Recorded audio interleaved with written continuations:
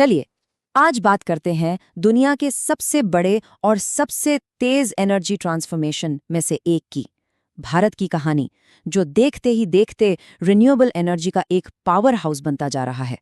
ये वाकई में एक कमाल की कहानी है। अच्छा, इस बदलाव को समझने के लिए ना सबसे पहले उस सोच को पकड़ना होगा जो इसके पीछे है।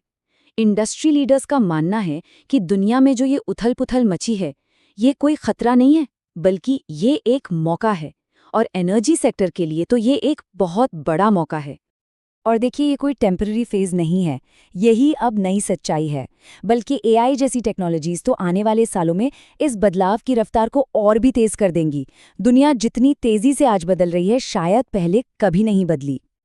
तो सवाल ये उठता है कि आखिर भारत ने इतनी जल्दी रिन्यूएबल्स में ग्लोबल लीडरशिप कैसे हासिल कर ली? इसका जवाब एक बहुत ही सोची समझी स्ट्रैटेजी में छिपा है। भारत का एम्बिशन उसके टारगेट्स में साफ झलकता है। आप देखिए, पिछले एक दशक में ही टारगेट 20 गीगावाट से सीधा 500 गीगावाट पर पहुंच गया है, मतलब 25 गुना की बढ़ोतरी। ये दिखाता है कि कमिटमेंट का लेवल क्या है। अब ये जो इतनी बड़ी ग्रोथ है ना, ये 4 पिलर्स पर खड़ी हैं। पहला है डिमांड एग्रीगेशन, यानी बिजली की सारी डिमांड को एक साथ लाना। दूसरा, भारत को मैन्युफैक्चरिंग का हब बनाना। तीसरा, जहां जहां रिन्यूएबल एनर्जी बन रही है वहां तक ग्रिड पहुंचाना। और चौथा, जमीन से जुड़े नियमों में सुधार लाना। इन चारों ने मिलकर एक ऐसा जबरदस्त इकोसिस्टम बना दिया है। लेकिन देखिए, एक अच्छी स्ट्रैटेजी वो तो कहानी का सिर्फ एक हिस्सा है।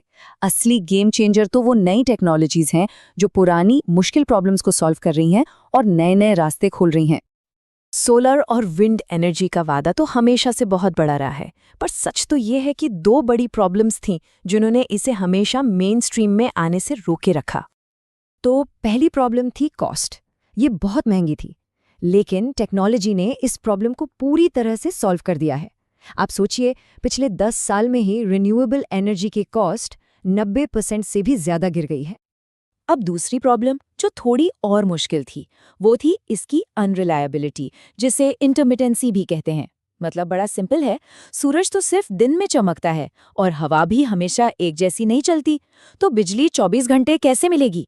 ये किसी भी मॉडर्न इकोनॉमी के लिए एक बहुत बड़ा सवाल था। तो फिर इस 24/7 बिजली वाली प्रॉब्लम का सोल्यूशन क्या निकला? इसका जवाब है हाइब्रिड प्रोजेक्ट्स। ये क्या करते हैं? ये विंड और सोलर एनर्जी को बड़ी बड़ी बैटरीज के साथ मिला देते हैं।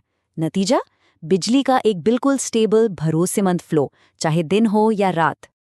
तो ये बात साफ है, ये जो टेक्नोलॉजिकल रेवोल्यूशन हो रहा है, ये सिर्फ ग्रीन होने या पर्यावरण बचाने के लिए नहीं है। नहीं, इसके सेंटर में देश का एक बहुत बड़ा स्ट्रेटेजिक गोल है, और वो है एनर्जी सिक्योरिटी। इस पूरे ट्रांसफॉर्मेशन के पीछे सबसे बड़ा मकसद है एनर्जी सिक्योरिटी हासिल करना। मतलब बाहर से आने वाले फ्यूल पर डिपेंडेंसी कम करना और अपनी बिजली खुद बनाना। इससे सिर्फ इकोनॉमी ही मजबूत नहीं होती, बल्कि दुनिया में एनर्जी को लेकर जो भी झटके लगते हैं, उनसे भी देश सुरक्षित रहता है। ये स्ट्रैटेजी पूरी इकोनॉमी को डीकार्बनाइज करने का, यानी कार्बन एमिशन से मुक्त करने का एक क्लियर रोड मैप देती है। देखिए कैसे।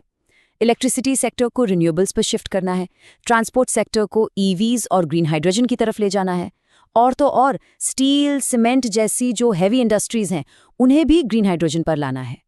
ये एक पूरा कॉम्प्रहेंसिव प्लान है। तो सवाल है, आगे क्या होने वाला है? फ्यूचर कैसा दिखेगा? हम अभी से ही बदलाव की अगली बड़ी लहर को आते हुए देख सकते हैं। अगर हम आगे देखें तो 2 बड़े मेगा ट्रेंड्स हैं जो अगले दशक को डिफाइन करेंगे। पहला, हाइब्रिड प्रोजेक्ट्स ही नॉर्म बन जाएंगे, मतलब सब जगह वही होंगे। और दूसरा, ग्रीन हाइड्रोजन का रेवोल्यूशन।